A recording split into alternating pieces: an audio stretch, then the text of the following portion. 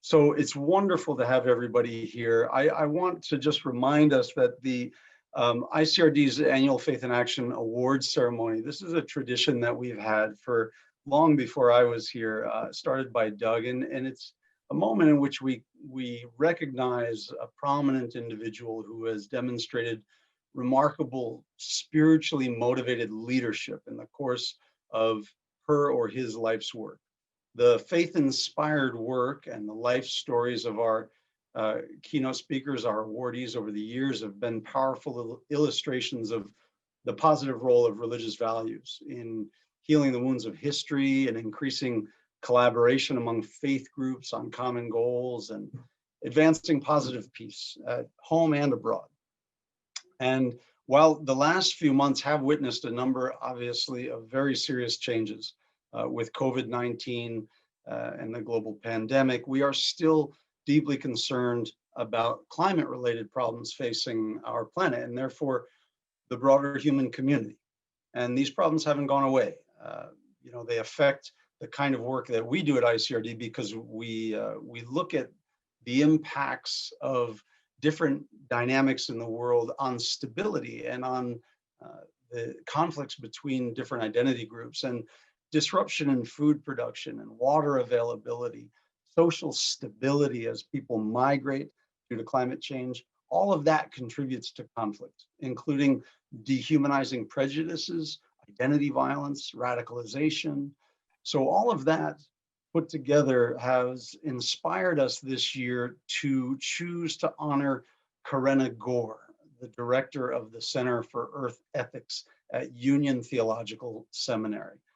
The Center for Earth Ethics envisions a world where value is measured according to the sustained well-being of all people and our planet. Ms. Gore also serves on the board of Riverkeeper, which is a nonprofit committed to the health and well-being of the Hudson River.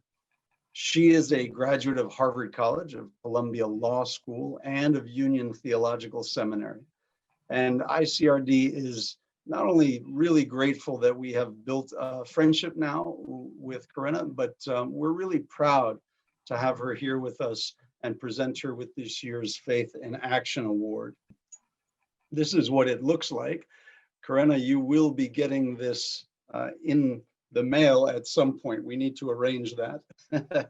But I miss the opportunity to stand next to you at the lectern and hand this to you, but I am very grateful that you have joined us, and we are really proud to have this friendship with you and to be able to present you with this award. So please, everyone, join us.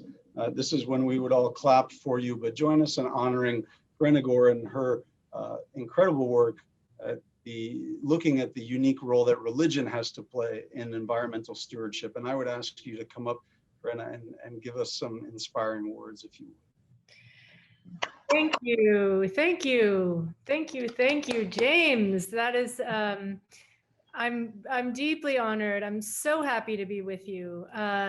Thank you very much. I'm honored to receive this, and I truly think of it as a kind of charge and invitation to join with you all to do this work together. When it comes to the role of religion and diplomacy in facing the climate crisis, we are just beginning to understand and act in a way that is proportionate to the harm and the threat. I'm truly impressed with the work of ICRD, bridging religious considerations into international politics. As Ambassador Brownback said so well, we live in a country and a culture where there is separation of church and state for very good reasons, including to protect freedom of religion. And yet we know that religious convictions are a source of values and identity for most people in the world.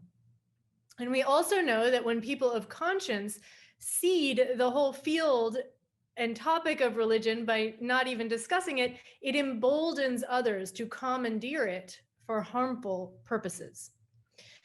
The ICRD builds the skills, capacity, and ranks of men and women peace builders of all faiths. And this is not only to resolve conflict and mitigate violence and build resilient networks, but also to address the root causes of identity-based conflicts and violent extremism. So this root work includes enhancing themes of tolerance within religious communities, facilitating dialogue and reconciliation, and strengthening the role of women. In addition, ICRD can help and does help policymakers and the public at large to be informed about the role that religion plays in the world. I so appreciate this, and my own work is also focused on root causes of the climate crisis. I grew up around conversations about global warming and climate change because it was a big part of my father's work. But I did not go into this field myself in my own way until the year 2014. I had just graduated from Union Theological Seminary. I went there mid-life, mid-career for a master's, and before I had worked as a lawyer and a writer and as a nonprofit administrator. And when I graduated, I got a job working at Union. And that year, the Secretary General of the United Nations, then Ban Ki-moon, called the Climate Summit to engage civil society to meet this unprecedented existential challenge. And so my job really became organizing this conference we had the opportunity to host called Religions for the Earth, where we had over 200 religious and spiritual leaders from around the world come together. And the goal was to reframe climate change as a moral issue and galvanize faith-based activism to confront it. And the Center for Earth Ethics really grew out of that conference, and we've been in existence for a little over 5 years.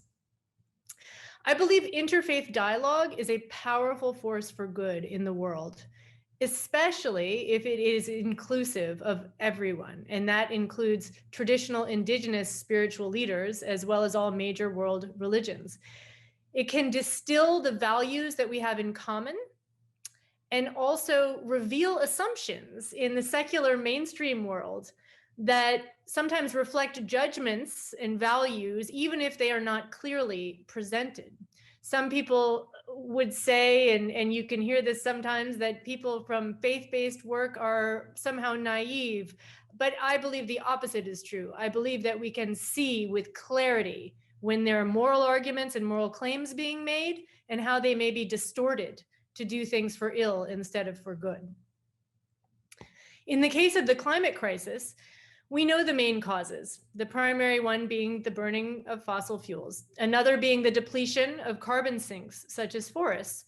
We also know the solutions, switching to clean renewable energy, regenerative agriculture, building in energy efficiency, creating a circular economy that doesn't produce so much waste, conserving our forests and wetlands.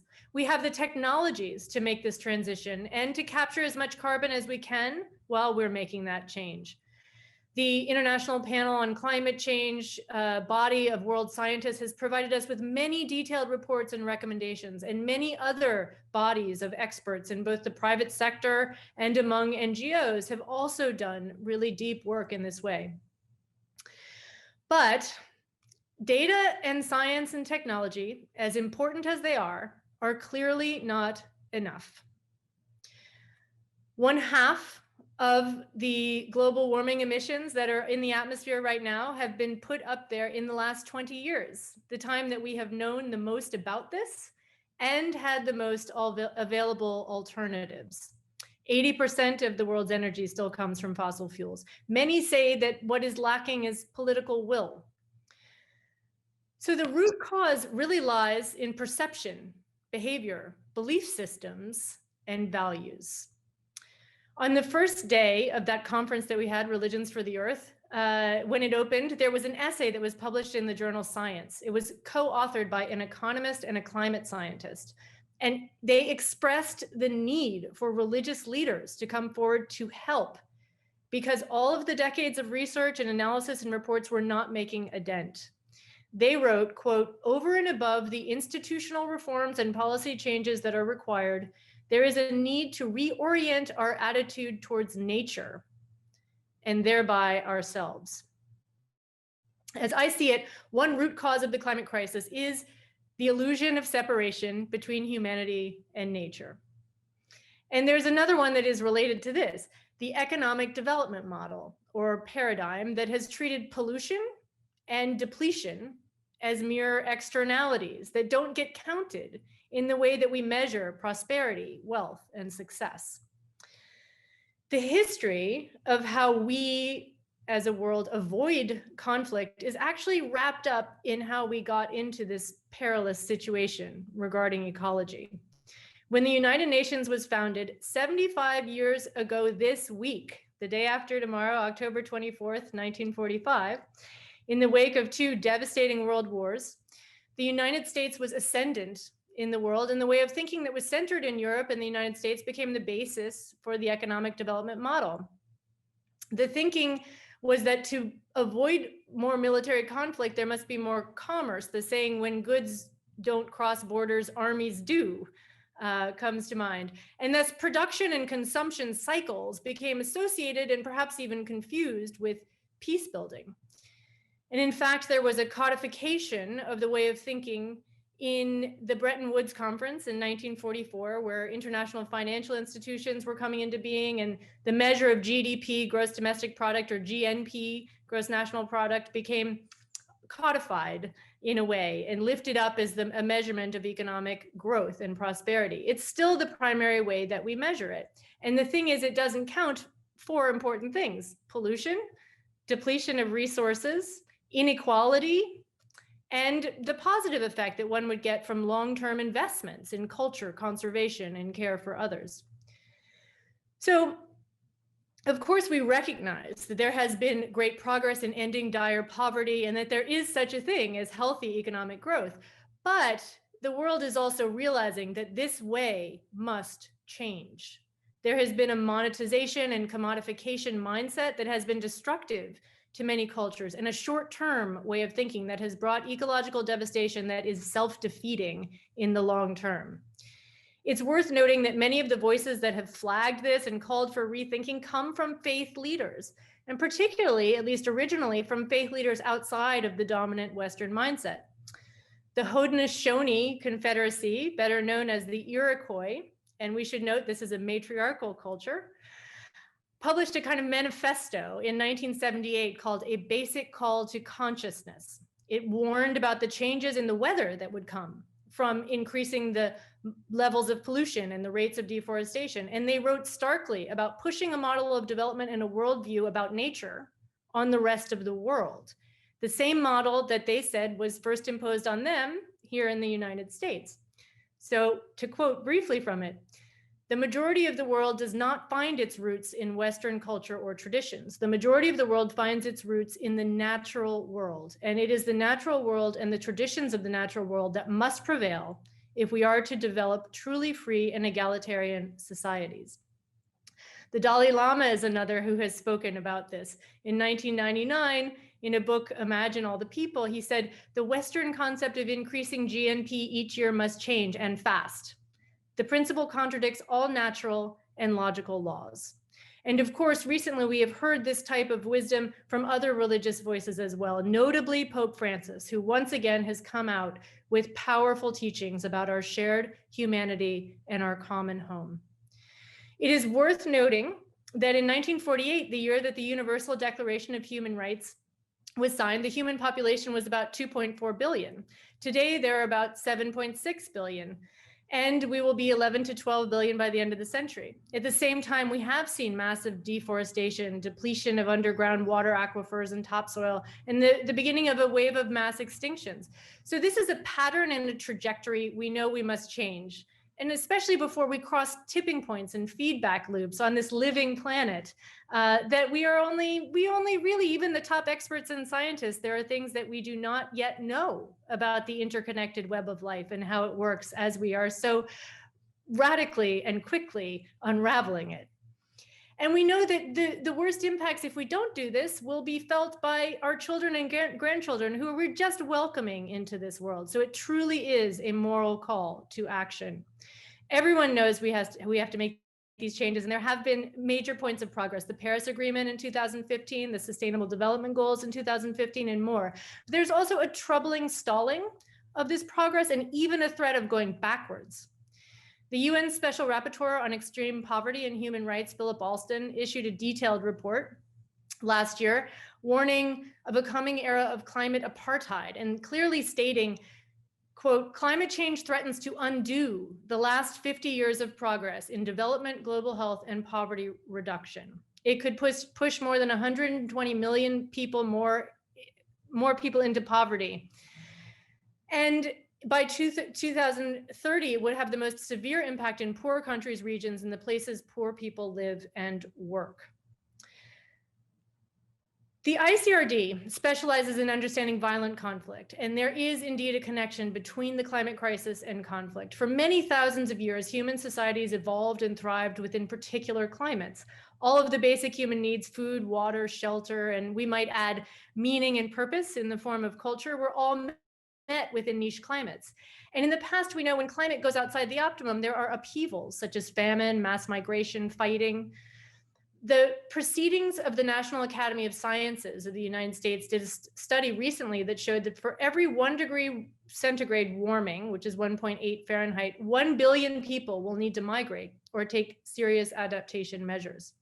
The UN projects about 200 million climate migrants by 2050. A 2018 World Bank study shows 143 million by 2030 from Latin America, Southeast Asia, and Africa alone. And it is worth noting that the hotter parts of the world also have the fastest growing populations. There are many places where all-time heat records are being shattered, and there are warnings that some places will become uninhabitable. So the work that the ICRD specializes in is of utmost importance to the future of the world. Stanford University also published a study in June of 2019 in the journal Nature that showed that climate change will drive more armed conflict. One example that is often lifted up is Syria, where the 2010 drought drove over 1 million migrants off their land into cities, exacerbating the tensions in that region. And of course, there are always other factors, the current leadership within government, corruption, poverty, and more. But climate change adds strain and desperation. And the lack of understanding of the causes and solutions to the climate crisis can also cause scapegoating and worsen identity-based conflict. So keep in mind also that there is a kind of violence on the front end of this crisis as well. The same activity that is the primary driver of climate change, the burning of fossil fuels, also causes local pollution that is harmful to health. And this has been termed slow violence. Air pollution contributes to about 7 to 9 million deaths per year around the world. And environmental racism makes it so that this largely affects communities of color in countries such as mine, the United States. Of course, it always affects the most marginalized and vulnerable people. But the good news is that we have an opportunity to make a better world. Reorienting to nature can be a basis and an instrument of peace. It is a different kind of connective currency than money is. It demonstrates our fundamental shared humanity more than anything else. We all drink water, we all breathe air, we're nourished by food from the soil and take in sunshine in our bodies for life. Peacemaking is more important than ever before. And you all at ICRD understand the depth and power of religious convictions for both good and for ill. The impacts of climate change are here. We've seen the stronger storms, the droughts, the wildfires, and the floods, and they will be coming with greater force. It is unthinkable that we would allow this trajectory to continue. So we must work together to mitigate the damage and to change our systems. And we also must recognize that there is this upheaval coming and be prepared to meet it. I truly believe that the only way that we can do this is by drawing deeply from the best of the world's faith and wisdom traditions that hold such power and give people a sense of belonging beyond political or partisan affiliations. Together, we can come together in a way that will overcome this and make things better for all, for the whole community of life for future generations to come. So I am really honored and delighted to be joining with you. I can't wait to work more together. Thank you so much. There's rousing applause. I'm certain in the muted rooms across the country. Karenna, thank you so very much. I'll read what we have written here on the award, since you can't see it in the camera. It says the Faith in Action Award 2020, honoring your faith in a better future for the planet and those who inhabit it. Karenna Gore from the International Center for Religion and Diplomacy. So we will arrange to make sure that arrives where you are, and we'll work with Nick to do that. And really, thank you so much for your insights and for your work. So many of our historical spiritual traditions share the idea that we are interdependent, right? And unfortunately, I think many times that seems to stop at the boundary of our species, however. But we have the capacity to imagine beyond those limitations, and I really hope that religious communities increasingly become part of that effort. So thanks again, Karenna, and thanks for being with us tonight. Now, those friends who are assembled, I want to thank all of you who have stayed with us this evening. And I beg you to just suffer a few words from me. I have no illusions about how exhausting it has been to live our lives through Zoom and other online interactions these last 7 months. And I also recognize that we had the misfortune of the last presidential debate of a highly contentious and deeply important domestic election being scheduled the same night as our award ceremony. So my appreciation for you being here is sincere and profound. And I will try to wrap this in the next 10 minutes so that you can jump off and witness that debate if you're interested in doing so. We spend most of the year at ICRD working hard to collaborate with local partners, some of which you've heard from tonight, in areas that are racked by or threatened by violent conflict. We often do so with too little energy put into telling our own story. This is something that our very hardworking Director of Communications and Development, Nick Acosta, struggles with us to fix. And I'd like Nick and also our new executive assistant, Rana Abul Hagag, who literally suffered a trial by fire to help Nick set this event up tonight. I'd like you both to take a very well-deserved bow. So Nick Acosta and Rana, thank you so much for setting this up. The rest of you may have also had the pleasure to chat with some of our other incredibly dedicated staff.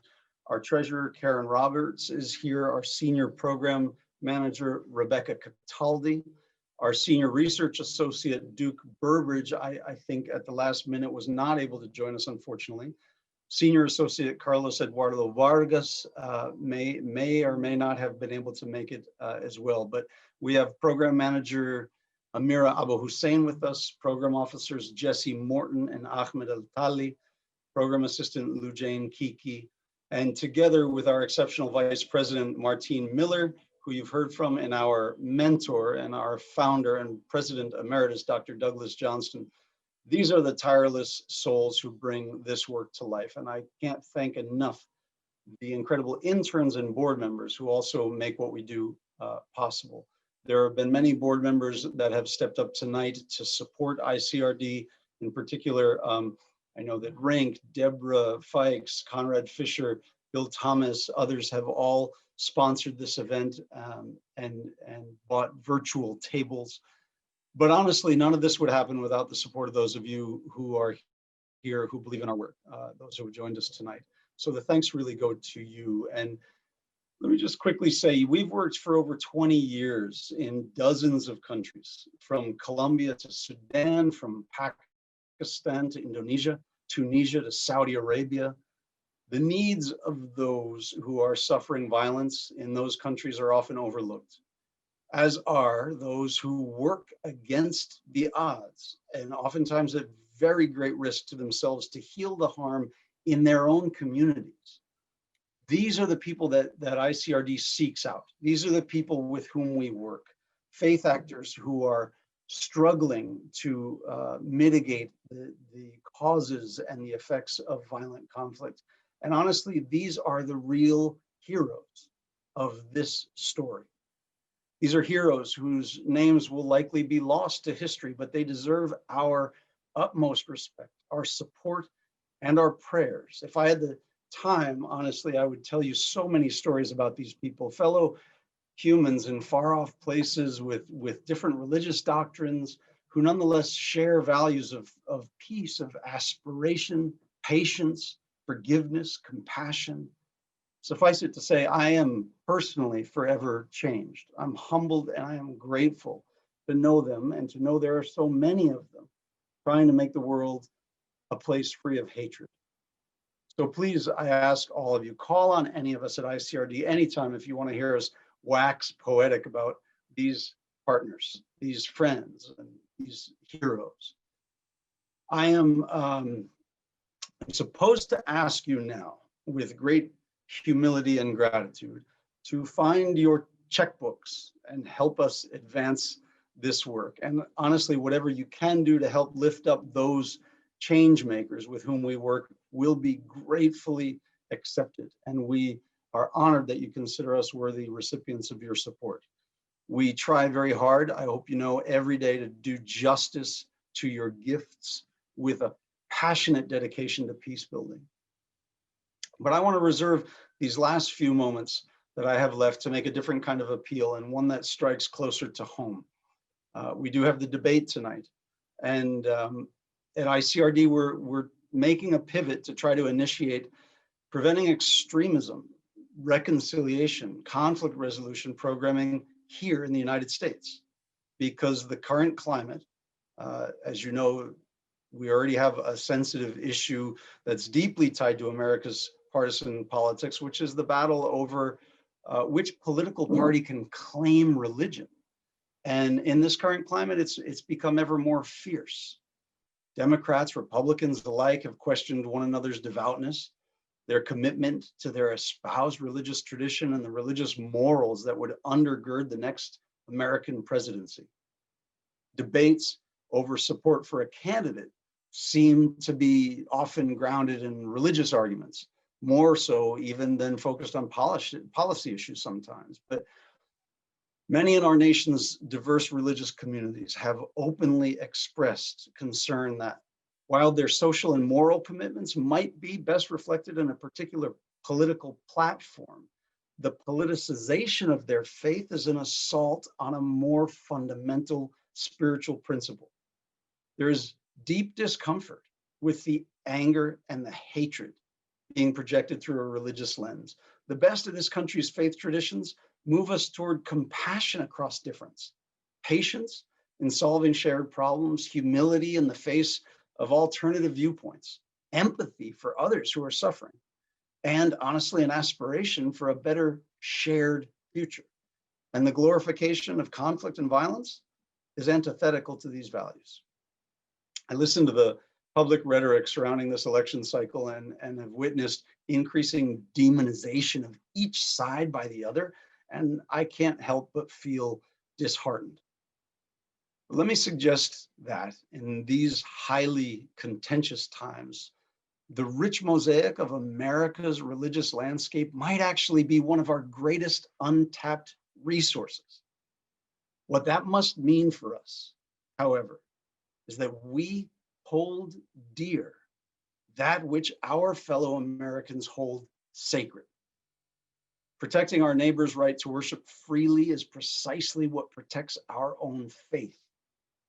I firmly believe that using religious difference to discredit, to undermine, and target those who are politically opposed to us is contrary to our fundamental national identity.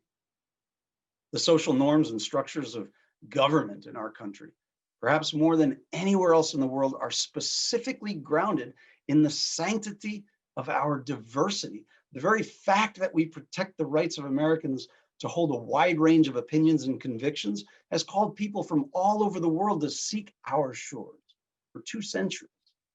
In fact, our institutions were never designed to promote a particular policy platform. They were designed to allow for constructive management of difference and disagreement. And they seem to be breaking down. There is a sacred hadith in the Islamic tradition in which the Prophet Muhammad, peace be upon him, is asked by a companion, "Who is it that does not have faith?" To which he replied, "One whose neighbor is not safe from his evil." We all know that Jesus instructs his followers to love thy neighbor as thyself. The Buddhist principle of karuna, or compassion, encourages us to desire and seek an end to suffering for those around us. The Jewish concept of tikkun olam compels believers to seek to heal what is broken in the world. We spoke at my table earlier about indigenous practices to try to reharmonize and bring back in broken people, individuals, situations, and connect with the dynamic of the broader environment around us. Even our secular moralities steer us toward peace and care for the human community. So I believe that we need to look to our spiritual and faith communities, not to tell us who to struggle against, but to help us navigate the difficult path that will heal the social fractures that have come to increasingly define our own country. While so many seem bent on using religion right now to drive a wedge deeper between us, we can resist that by demonstrating that religious faith can and should be part of the solution to the serious challenges that are facing us. With many allies of different faiths and no faith, my hope is that all who seek social healing will join together to help raise our American community beyond the grasp of any who might tear us apart. This is incredibly important right now heading into this election. I would invite and encourage all of us to just leave this gathering with one message, if nothing else. We are better than these divisions. We cannot succumb to these simple narratives of disgust, of hatred, of dehumanization. And our faith traditions are a powerful tool with which to remind ourselves that we all will benefit from a society committed to care over harm. A faith lived in the richness of the divine is one which strives for healing, not for destruction. But until we see and protect the sacred humanity in those whose actions we repudiate, whose opinions we reject, and whose policies seem threatening, until we see the sacred humanity in those people, we will not be able to uphold the promise of either our faith or of these United States. I asked my 10-year-old daughter what I should say to you all tonight, and she replied, "Tell them thanks a bunch, and you guys are great." So thanks a bunch. You guys are great. And good night. I am really proud to be here, and I'm really grateful that you all have joined us. Take good care.